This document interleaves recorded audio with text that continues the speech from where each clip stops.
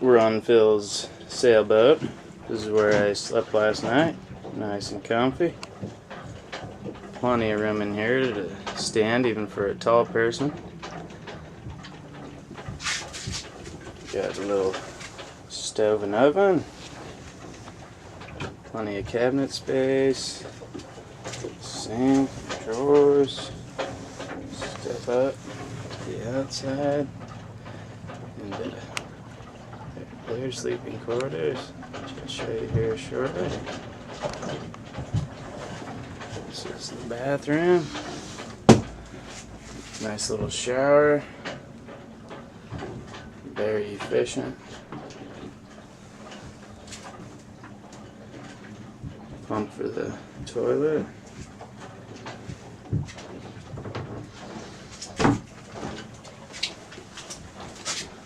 This is another place you could sleep, or it's got these computers and stuff in here.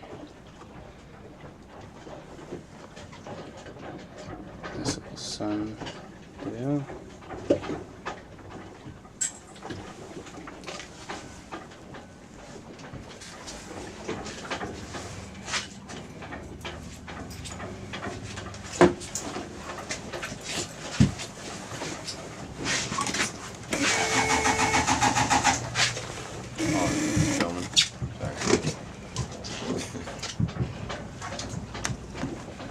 This is the boat.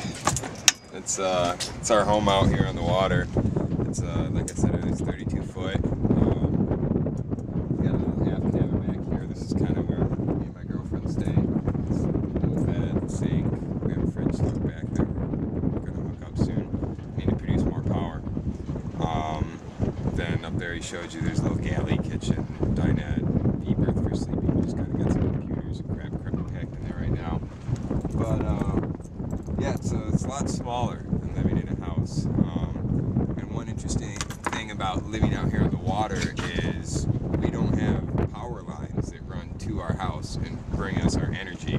So we have to produce it all ourselves. If you guys look out here, there's that's called a mooring field. It's just a ton of people living out on boats.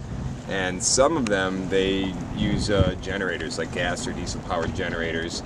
Some people start their motor up on their boat and supply power off the alternator, store it in batteries. What we do, because I don't really care to pollute, I try to avoid it as much as possible, is we have these solar panels right here with 3 of them. And those charge up a small bank of batteries. And then that bank of batteries powers our lights. If we want to turn a laptop on and use it, that, everything, it's all DC power.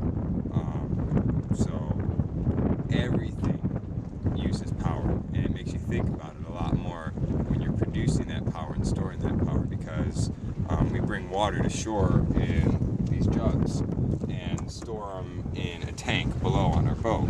And then to use that water, we have to actually turn a switch on that powers a pump, and it's called a water pressure pump. It pumps into an accumulator tank that holds that pressurized water, and then there's lines that come off that and go to our faucets and everything that would use water. So something as simple as turning on your faucet to get a glass of water, you don't really think about that at home.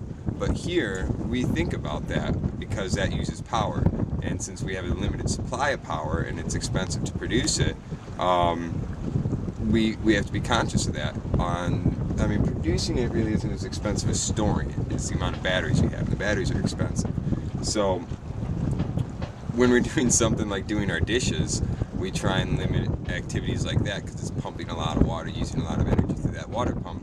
We try and limit that to daytime activity when the sun's still shining. That way we're using power produced directly off the sun instead of at nighttime where we'd be draining down our batteries using that. One thing that I'm working on right now is building a wind generator, a homemade wind generator, so that we can be producing more power and start running our refrigerator all the time. These panels here should be enough to run the fridge all the time, and the rest of our power, we'd probably need to double the amount of batteries we have, maybe triple it, and at $150 a battery, that's a bit expensive for us right now. So, usually when the sun's not shining, the wind's blowing, so for a lot cheaper I can just build a wind generator and be supplying short-term goals for right now. Living out here to kind of improve our quality of life. Another thing we're doing is I recently ordered a omnidirectional Wi-Fi antenna, and over there, that's Sigsbee Island, Sigsbee Key. It's all military stuff, but there's a Wi-Fi hotspot over there, and then over by, let's see, by this tiki hut, just past that tiki hut over there, there's a little marina, and they have a Wi-Fi access point too. So if I put this antenna on my boat, then I can pick up internet out here, and we can still get on there and, you know, watch TV shows, music, you know, all the joys of having a computer and the internet in life we'll have out here on the boat. So it's a little bit of a smaller space, and it's a little bit different, more conscious life that you have to live. But ultimately, you know, it's not hard to have all the amenities that you would have on land, that we have in our home on land, but there's a whole new sense of freedom living out here. I mean, if I ever got sick of Key West here, it's a cursed island, but if I ever got sick of this place, I could just, you know, place my anchors up and sail off, raise my sails, sail off, go to New Orleans, you know, go to San Juan, anywhere in the Caribbean. It's all just a couple days, couple hours away.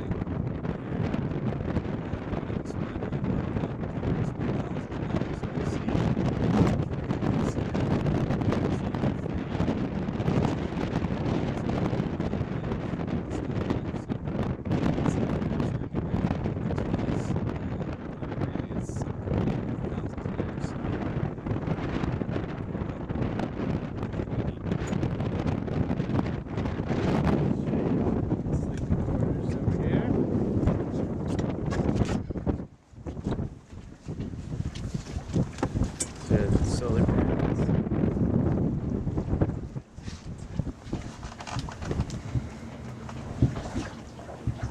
So really there's quite a bit of room considering that we are on a boat.